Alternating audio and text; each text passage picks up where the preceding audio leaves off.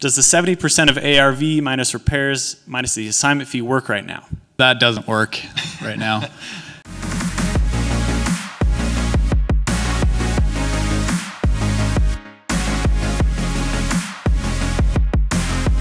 There's a formula that a lot of times we use to determine what to offer on a property, okay?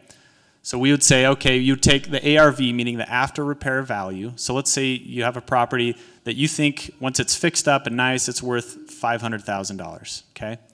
You'd say, okay, well, what am I gonna offer on this property to the seller? So it's just kind of a ballpark range of where to start your negotiations. So we typically would say, well, let's take 70% of that number, that after repair value. So that's $350,000, right?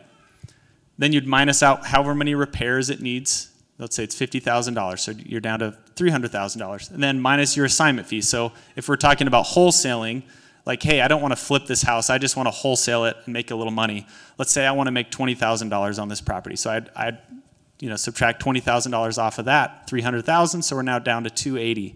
So that's, so I'd say theoretically I should offer the seller $280,000 if this property will be worth $500,000 once fixed up. Does that make sense?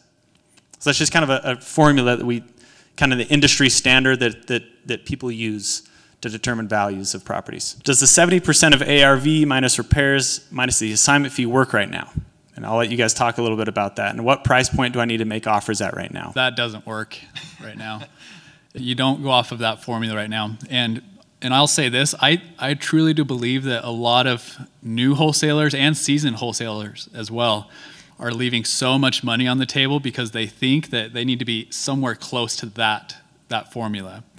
When in reality, our buyers, so when we get a deal under contract and we sell it, you guys get that email blast, it can sometimes go up to 85% of ARV of what they're paying for our deals. Does that make sense? So that means that it's absolutely false. Like, that does not work anymore. So what we do now is, as long as it's a deal, or as long as it looks like it's somewhat of a discount off of what what other properties are selling for in the area, what we call like the silver platter approach. If you were to draw a 1 mile radius around this property that you have under contract and look at all of the other homes that have sold in the area, as long as that home is somewhat at a discount, get it under contract. And I know that sounds really hokey or whatever, but it works. Like, we can still make deals work even at a, we can get deals under contract at 75% of ARV without minusing repairs or anything and still make it work, even up to 80%. I think the first thing when you're looking at a property, you've got a motivated seller or someone that is even interested in selling. I think that you should definitely try and see why they are selling before you make an offer or before you look at it. You want to help these people, right?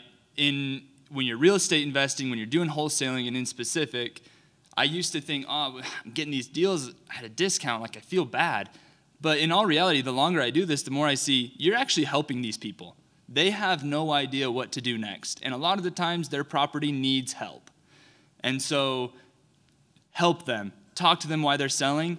Ask them what they need for the property. If they need to find another property, have them call an agent. If you don't know an agent, talk to DK.